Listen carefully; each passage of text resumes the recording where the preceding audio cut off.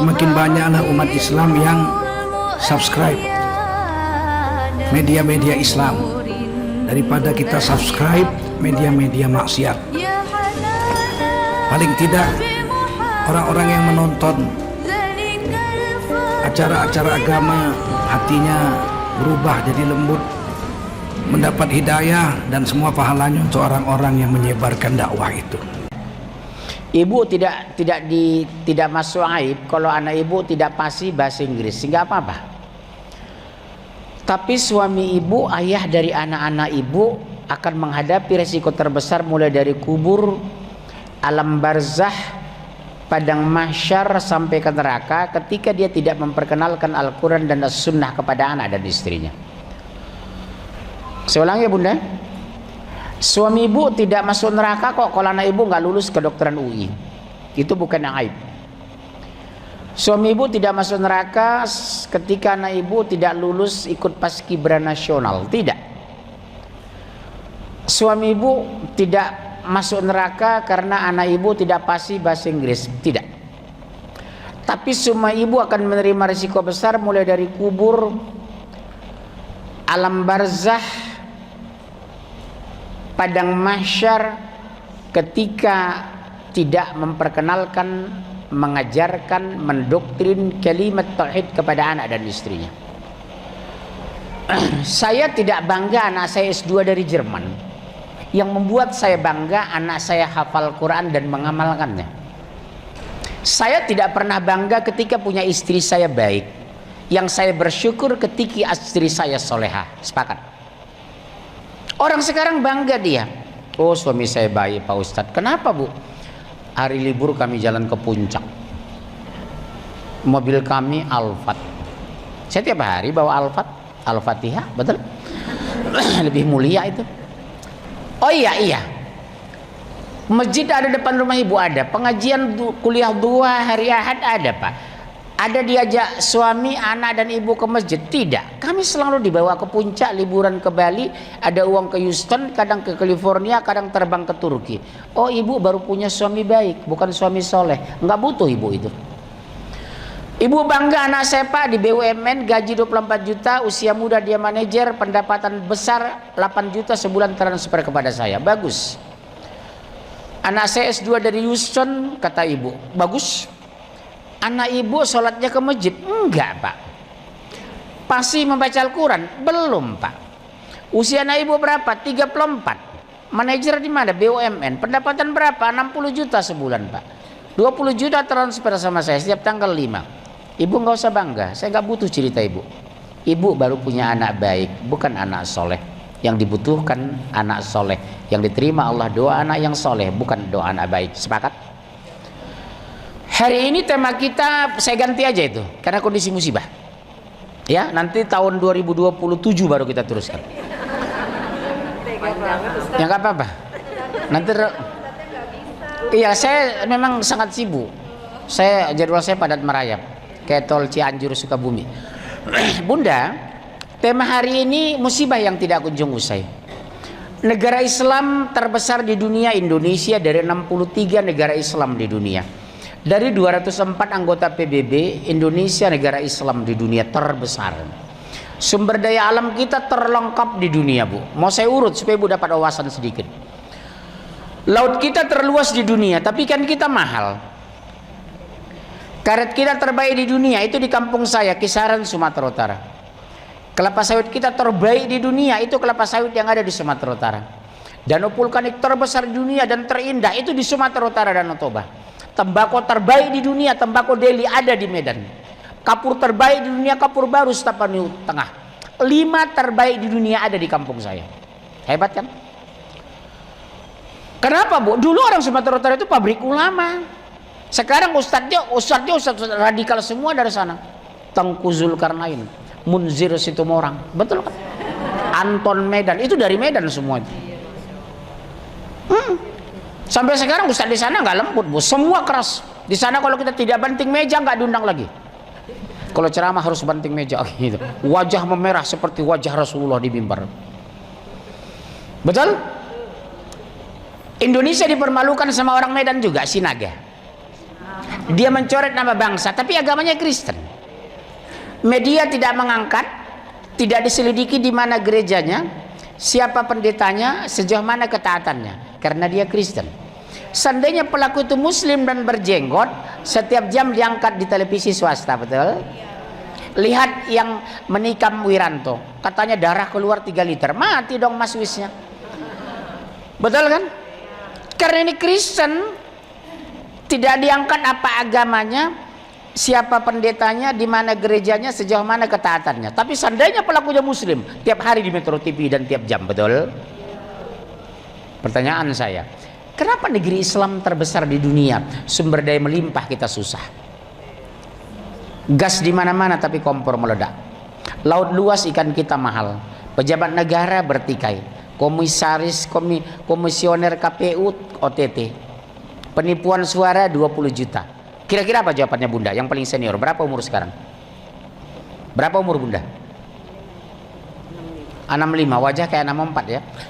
Ya beda setahun. Ibu orang Padang ya? Betawi. Bunda jangan marah. Kenapa seperti itu? Sumber daya melimpah, rakyat susah. Tanah subur, beras kita impor. Gas di mana-mana tapi kompor meledak. Minyak keluar tapi harga minyak mahal.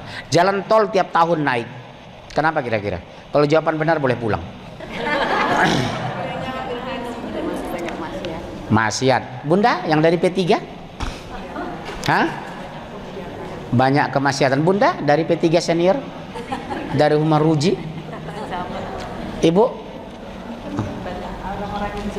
Banyak orang zolim. Bu dari Golkar ini. Apa Bu? Apa? Baik, nanti baru kita rangkum jawabannya. Quran bukan munzir, Al-Quran. Al-Quran silakan buka, Ibu bacakan nanti.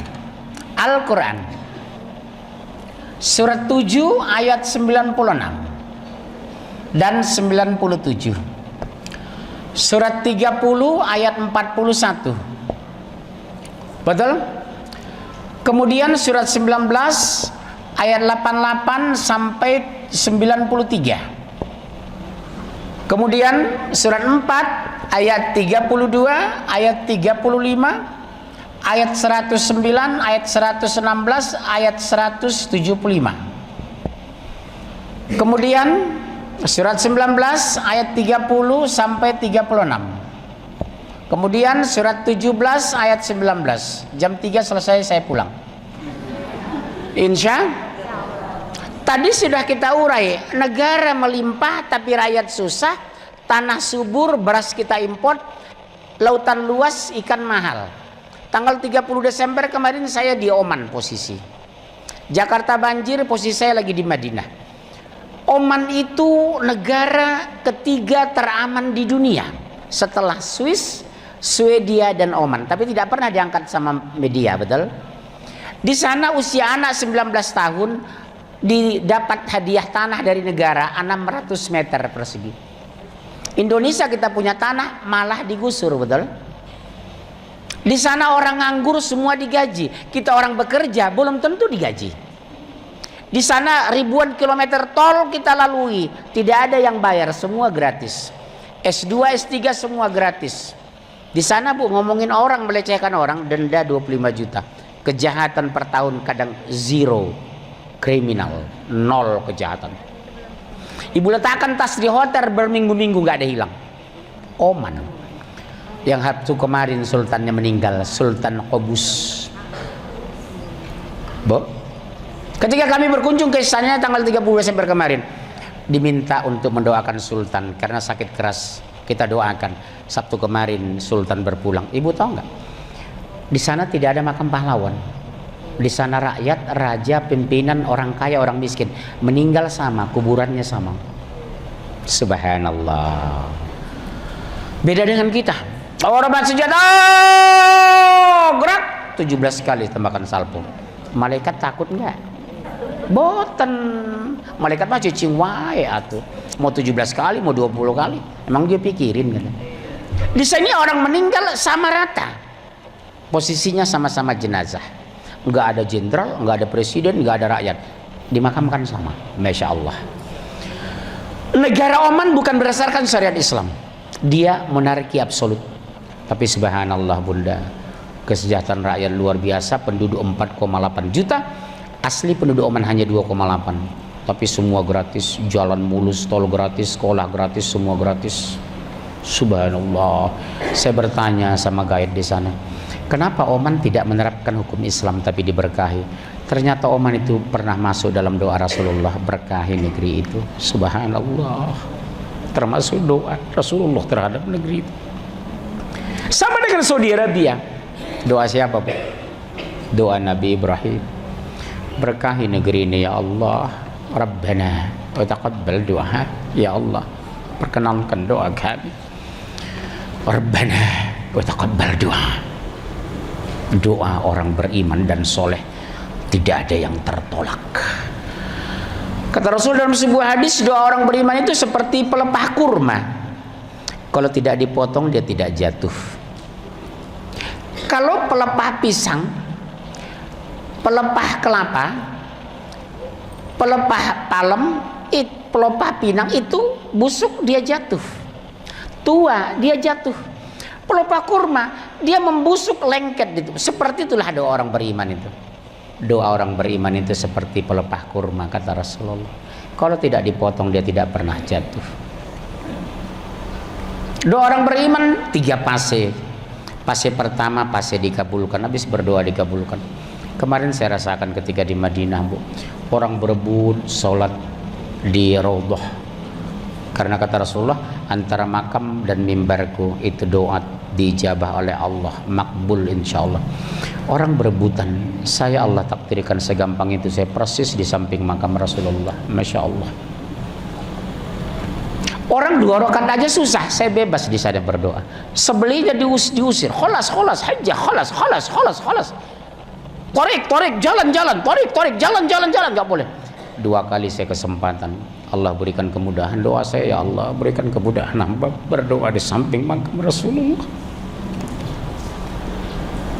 2 rakaat orang susah, saya bebas sholat di situ. Ratusan ribu antri. Malam-malam saya kesulitan buang air besar. Saya bilang sama istri saya, subhanallah, susah ya kita makan buah. Saya susah buang air besar. Nggak berapa lama diketok kamar saya. Ada apa? Saya bilang, ini dikasih buah sesisir besar pisang Ambon dengan jeruk 5 biji. Kelelahan saya tawaf sholat sunnah, Bu. Tawaf sunnah di samping Baitullah. Karena saya asma, saya agak sesak. Didatangi orang Turki, ditawarkan saya makanan. Masya Allah. Ya ayyuhalladzina amanu in tansurullaha yansurkum wa yusabbit aqdamakum. Hai orang beriman, ingat pesan ini, Bu. Jika kamu membantu agama Allah, Allah akan menolong kamu, memudahkan langkah kamu, mempermudah hidup kamu, memberikan sumber rezeki kepadamu, menenangkan pikiranmu, memasukkan kamu ke surga. Patri doktrin ayat itu surat 47 ayat 7. Ya ayyuhalladzina amanu in tansurullaha yansurukum wa yusabbit aqdamakum. Dari sekarang pegang ayat itu, Bu. Amalkan, imani, laksanakan. Ada makanan di kulkas, biasakan bersedekah. Ada rezeki lebih, peduli sama orang lain. Ada orang tidak dikenal, kita sapa dengan ramah. Ada orang miskin, kita santuni. Dunia akhirat kita akan tenang. Nanti kita lihat, kita buktikan ayat-ayat itu. Saya terbayang Indonesia dan Toba di negeriku, ya Allah, tempat kakekku lahir di Samosir. Belum ada 100.000 wisatawan. Turki yang daerah tandus, wisatawan saya tanya 32.000 per tahun, 32.000 ibu ya. Itu dapat mereka devisa dari wisatawan di sana 32 miliar dolar. Turki, Masya Allah, tabarakallah. Ada apa dengan negeriku hari ini, ya Allah? Udah banyak bersujud di tengah malam kepadamu. Senin Kemis sudah banyak sahabatku yang melakukannya. Baca Quran mungkin ibu sudah biasa 1 juz per hari. Kenapa Mas engkau turunkan musibah demi musibah, ya Allah? Banjir bandang di mana-mana, kemiskinan terjadi, sumber daya melimpah, rakyat kami susah, ya Rabb. Dibongkar ayatku. Walau anna ahlal qura amanu wattaqau la fatahna alaihim barakatin minas samai wal ardh. Seandainya penduduk negeri-negeri itu beriman dan bertakwa, syaratnya sederhana, simplicity, beriman dan bertakwa. Untuk menjawab pegawai negeri saja peraturannya banyak. Pertama, dibutuhkan S1 komputer, IPK minimal 3,2, berpelakuan baik, tidak pernah punya catatan kriminal di kepolisian, bersedia ditempatkan di mana saja. Minimal 12 peraturan Bu untuk menjadi pegawai negeri. Untuk jadi ahli sorga dan kesayangan Allah cukup 2 variabelnya. Amanu wattaqu. Kenapa digabung ini? Iman itu apa Bu arti iman? Percaya. Kalau bahasa sederhananya ngaku beriman kepada Allah dan Rasul. Lihat ketika habis takbir kita, inna salati wa nusuki wa mahyaya wa mamati lillahi rabbil alamin la syarika lahu. Sesungguhnya hidupku, matiku, salatku, ibadahku hanya untuk Allah.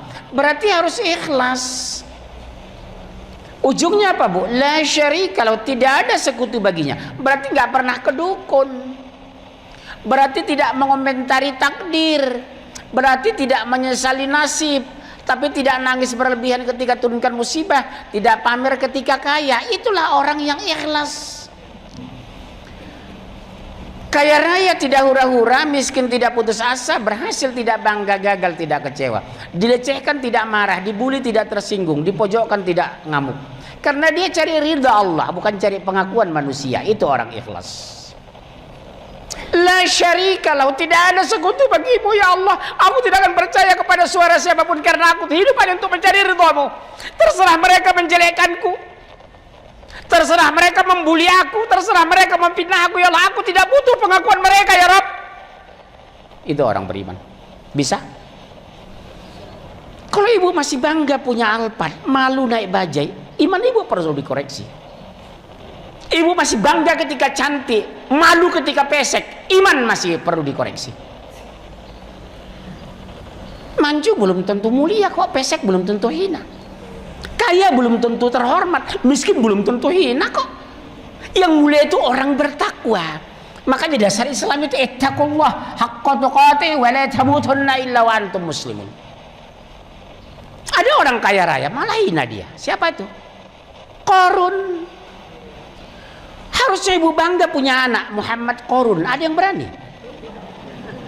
Dia orang terkaya loh Bu. Kenapa nggak berani nama anak Muhammad Qarun? Manusia yang terkenal di Al-Quran diulang namanya sekian ratus kali, sekian puluh kali, melebihi nama Rasulullah dalam Al-Quran. Kata Muhammad dan Ahmad hanya 6 kali dalam Al-Quran. Fir'aun sekian puluh kali diulang namanya. Pernah ibu nama anak ibu siapa? Muhammad Fir'aun. Nggak berani kan? Orang paling kaya di muka bumi siapa? Qarun. Kunci perbendaharaan kekayaannya dibawa 7 ekor keledai. Kunci doang Bu, belum kekayaan. Semua dari emas. Lihat kunci mobil Lim Siolong, kunci rumahnya Ciputra, kunci rumahnya Dorce, ada dari emas? Nggak ada. Coba cek kunci mobil ibu, ada dari emas? Nggak ada kan? Tapi karena kesombongan, meninggalkan takwa, mengingkari Nabi, melecehkan kebenaran, memfitnah Nabi Musa, Qarun neraka jahanam. Sampai sekarang masih dibelah bumi, dijepit bumi. Siapa manusia yang paling miskin Bunda? Tahu siapa? Isa Al-Masih, bukan Hamdan ATT. Jangankan gedung, rumah pun aku tak punya. Itu bohong. Dia punya rumah, mobil aja dia punya. Orang termiskin dunia siapa? Nabi Isa alaihissalam. Bajunya cuma 1 Bunda itu. Sampai dia diangkat oleh Allah ke langit. Wa ma qataluhu wa ma salabuhu. Baju coba 1, dan satu-satunya Nabi mungkin nggak punya rumah sampai diangkat Isa Al-Masih. Hidupnya dari gua ke gua. Subhanallah.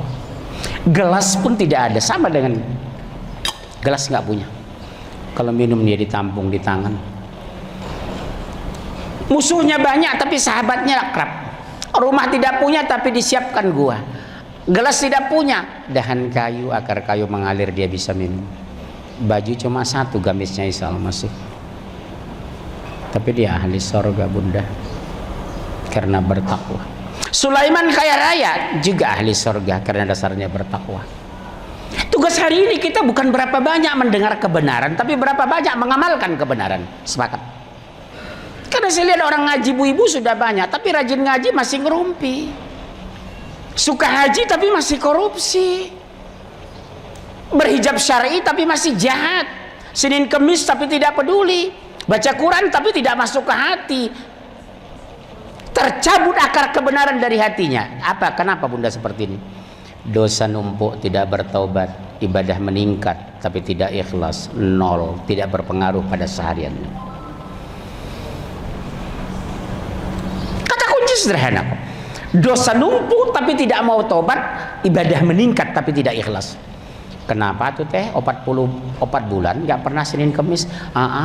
Biasanya kan rajin atuh teh. Berat badan saya sudah ideal. Sebelumnya 72, puasa 6 bulan, turun 58, 14 kilo turun. Karena sudah ideal, nggak puasa lagi. Ternyata Senin Kemis karena overweight, bukan karena Allah.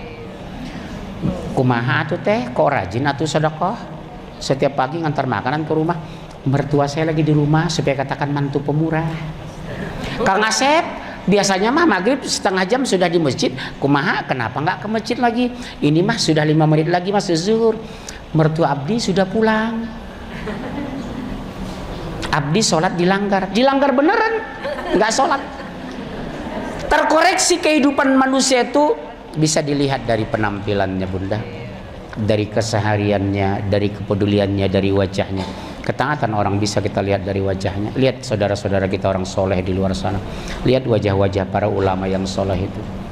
Hidupnya bersahaja, tapi wajahnya bercahaya. Subhanallah. Kenapa wajah ibu bercahaya? Saya yakin ibu baca Quran minimal 1 juz per hari. Tengah malam ibu menangis bersujud. Ibu ada rezeki sedekah tiap hari. Insya Allah dunia akhirat kita tenang. Ibu pilih mana? Pendapatan 1 miliar tapi neraka jahanam. Mendingan 30 juta tapi surga, betul? Masalahnya sudah ada nggak 30 juta? Sabar atuh. Di sini persyaratan 2, iman. Iman itu belum tentu takwa bunda, makanya digabung Allah amanu wattaqau. Iman itu bisa pengakuan dan bisa dibatalkan di surat 2 ayat 8. Wa minan nasi may yaqulu amanna billahi wal yaumil akhir wa ma hum bimumin. Ada di antara manusia mengaku beriman kepada aku, kepada Allah dan hari akhir, kata Allah. Allah batalkan. Wa mahum bimu'minin, mereka boten beriman, cicing wae, tidak beriman. Ini Allah yang membatalkan. Siapa ini? Inilah munafik, rajin ke masjid tapi menjegal Islam, baca Quran tapi menghina kebenaran, sorban segede ban pesta tapi melecahkan Nabi. Munafik. Siapa yang benar itu? Amanu wattaqu. Iman pengakuan di sini apa? Amal soleh. Dia tidak pernah terganggu ketika dibully, dia tidak tersinggung ketika dilecehkan, dia tidak pernah bangga ketika dipuji, dia malah istighfar. Astagfirullah bu, jangan ya, Allah maha terpuji. Aku hina bu, tidak seperti yang ibu bayangkan kok. Makanya doa saya sederhana bu, ya Allah jadikan aku dalam pandanganku kecil, walaupun dalam pandangan orang mungkin aku besar ya Allah. Kedua doa saya sederhana, doa saya dekatkan hamba kepada orang yang dekat denganmu, jauhkan hamba dari orang yang jauh darimu. Aku butuh sahabat ke orang soleh, istri ke orang soleh, anak-anakku soleh, lingkunganku soleh. Salah satu kunci kebahagiaan seorang mukmin itu kata Rasulullah, pertama punya lingkungan dan keluarga yang soleh. Yang kedua punya rumah yang besar dan lapang. Datang mertua ada kamar, datang besan ada kamar tidur, datang mantu ada kamar tidur. Minimal di rumah 4 kamar tidur. Kamar tidurku, kamar tidur anak laki-laki, kamar tidur anak perempuanku, kamar tidur tamu ketika ibu dan ayahku datang dari Medan. Minimal kalau bisa 4 kamar tidur.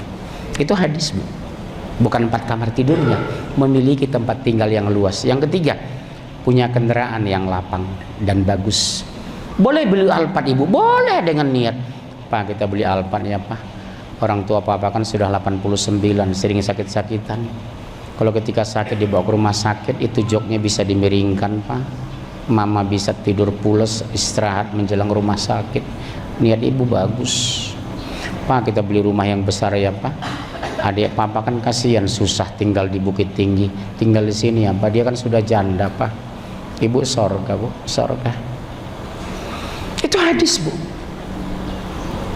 Tapi konsekuensinya, wanita yang disenangi dalam Islam, wanita muslimah dalam Islam, istri yang solehah, persyaratan minimal 4. Jika dipandang suaminya menyenangkan, jika diperintah dia patuhi, jika diberi dia berterima kasih, jika ditinggal dia menjaga diri. Masya Allah.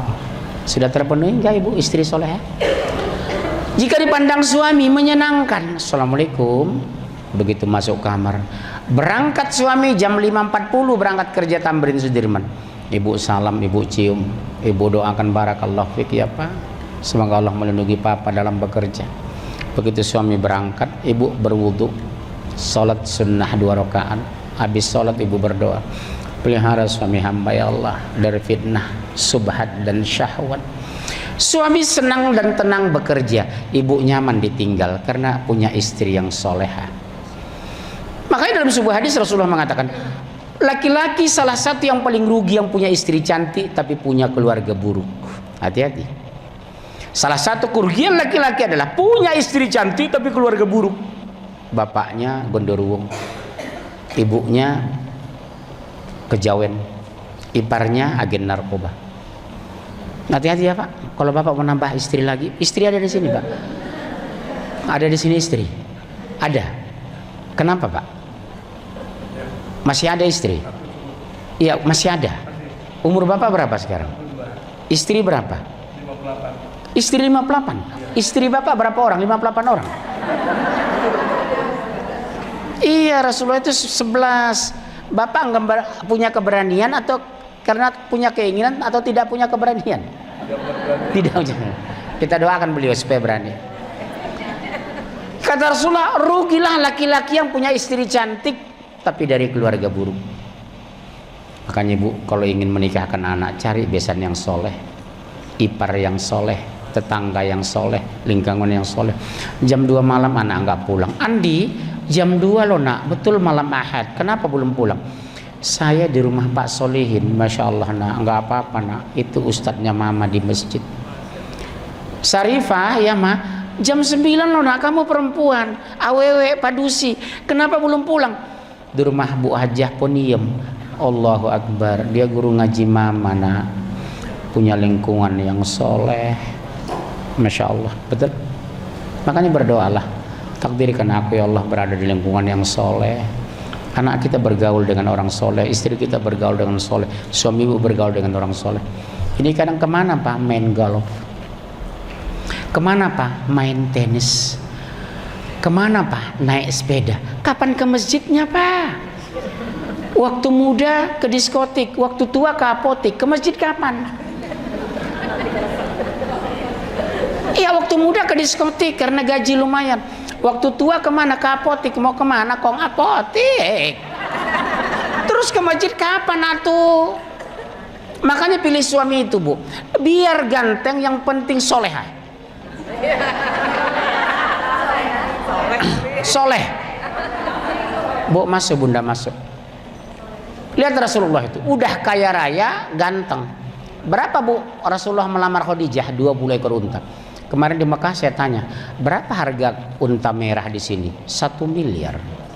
Rasulullah melamar Khadijah 20 ekor unta. Kalau 1 miliar, 20 miliar. Usia Rasulullah 25 tahun. Usia 25 tahun Rasulullah sudah mapan secara keuangan finansial.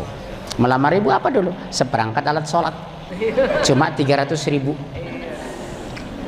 Benar Bu, ilmiah ini. Rasulullah itu mapan secara ekonomi, tapi pemurah, hidupnya milih sederhana. Baiti jannati, rumahku adalah surgaku. Bunda, konsen ya. Kenapa kita digiring Allah ittaqullah? Tahu Ibu berapa kali kata takwa diulang dalam Al-Quran? Kata takwa diulang dalam Al-Quran 270 kali. 252 kali itu bentuk singular. 18 kali baru bentuk jamak. Betapa pentingnya membentuk karakter yang bertakwa. Sebab kalau sudah bertakwa, dia tidak sombong ketika kaya. Sebab kalau sudah bertakwa, tidak pernah minder ketika miskin. Karena miskin belum tentu mulia, kaya belum tentu hina.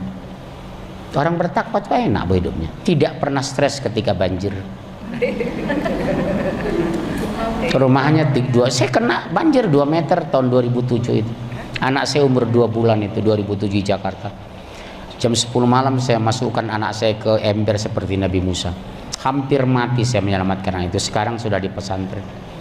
Menangis orang ketika anak saya selamat. Jam 10 malam, Bu. Listrik mati, air kencang. Habis selamat anak saya hampir hanyut, saya hilang. Asal saya ingat itu, saya mau menangis, Bu. Masuk saya ke rumah hari Jumat. Air sudah 2 meter. Berenang menyelamatkan pakaian. Ngontrak rumah 3 kali 7 meter di Cipinang. Sambil memungut sisa-sisa baju anak saya, ya Allah, kalau Engkau turunkan banjir ini karena dosa hamba, ampuni hamba. Kalau Engkau turunkan ini sebagai ujian, luluskan hamba, ya Allah. Karena ujian tidak ada yang salah. Ma asaba min musibatin illa biiznillah. Tidak ada musibah menimpa manusia kecuali izin Allah, tapi penyebabnya manusia. Bisa sebagai teguran, bisa peringatan, bisa peningkatan iman. Bagi orang beriman, kata Rasulullah, ketika diturunkan musibah itu ujian. Bagi orang kafir itu azab. Bagi orang beriman gak ada masalah, hanyut dia, mati syahid. Gempa turun menyelamatkan diri sambil takbir Allahu Akbar, Allahu Akbar. Kepala ibu kena genteng berdarah. Terjadi pendarahan hebat. Ibu meninggal 2 jam kemudian, mati syahid. Ibu habis melahirkan kena darah dipas berlebihan, mati syahid. Suami ibu kena kanker paru-paru, mati syahid. Ibu kena kanker payudara, mati syahid. Ibu pulang kampung naik kapal laut mabuk, tiba-tiba di tengah laut samudra menuju Manado karena orang tua ibu di Manado. Ibu meninggal karena ombak besar, ibu mati syahid. Subhanallah. Jadi orang beriman itu tidak ada satu celah sisi pun dia mengeluh. Karena kaya belum tentu mulia, miskin belum tentu hina. Berhasil jangan pernah bangga, gagal jangan pernah kecewa. Karena semua sudah takdir. Subhanallah. Bisa? Enak, Bu, jadi orang beriman itu. Wajah cerah, ada nasi kita makan, nggak nasi kita saum Senin Kemis. Tiba-tiba besok nggak ada lagi, oh puasa Nabi Daud. Besoknya nggak juga lagi, niatkan puasa mengkodo puasa ibu dan ayahku, ya Allah. Subhanallah. Kita makan karedok jam 7 malam nanti. Besok jam 5 subuh sudah keluar. Harganya berapa? 12.000. Ibu makan di Galaxy, sekali makan satu meja 1,4. Besok jam 5 subuh udah keluar. Keluarnya sama kok. Kecuali makan 3 juta di meja, 3 bulan baru keluar. Bisa kita pertimbangkan makan mahal. Ibu punya jam 2 miliar. Satu lagi cuma 20.000. Ibu di bandara apa kata orang? Bu, mohon maaf, jam berapa? Bukan berapa jam ibu. Terus untuk apa mahal? Orang nggak ditanya orang kok. Betul kan, Bu? Hijab ibu mahal 3 juta. Dengan hijab 100.000 3. Di bawah sholat pahalanya sama nggak? Sama tuh. Terus kenapa kita mengejar? Karena kita selalu mencari gengsi, bukan fungsi. Kalau sudah bicara fungsi, itu bicara kewajiban dan kebutuhan. Fungsi itu kebutuhan. Gengsi itu setan. Yang dikejar orang Indonesia itu di sini, gengsi penampilan, baju branded, sepatu mahal, tas oke. Padahal di belakang ini sponsornya setan. Kalau fungsi itu kebutuhan, kita pakai berpahala karena bukan cari muka. Makanlah sesuatu karena fungsi, bukan karena gengsi. Beli tas karena fungsi, bukan karena gengsi. Ibu boleh kok beli Alphard, boleh. Suami ibu kaya, Pak, beli Alphard ya, Pak. Bapaknya bapak itu udah tua, Pak, supaya kemana-mana bisa nyaman. Boleh, boleh. Pak, beli agak mahal, Pak, ya hijab saya. Kenapa? Sering kadang pengajian rumahnya tidak ada AC, agak gelisah, Pak. Kalau hijab agak bagus, bahannya lembut, tidak panas, Pak. Boleh. Berapa? 600, boleh. Pernah zaman Rasulullah, ya Rasulullah, boleh nggak kami beli terompang yang agak bagus? beli busana yang agak bagus, apakah kami disebut sombong? Lah, tidak, kata Rasulullah. Asal kita beli bukan untuk gengsi, tapi fungsi. Saya kalau pingin Alphard saya, Bu, tapi uangnya belum cukup. Karena saya berangkat subuh pulang malam, ini pulang jam 10 baru pulang insya Allah. Dari pagi saya, Bu. Ya Allah, jika itu yang terbaik mudahkan. Karena Alphard bisa tiduran, AC-nya nyaman, tempatnya lapang. Kalau bisa ada kamar mandi di mobil. Benar, boleh. Karena fungsi, saya dari pagi pulang malam. Karena kebutuhan. Kalau ibu jangan banyakan di dapur. Apaan saya cukup. Iya.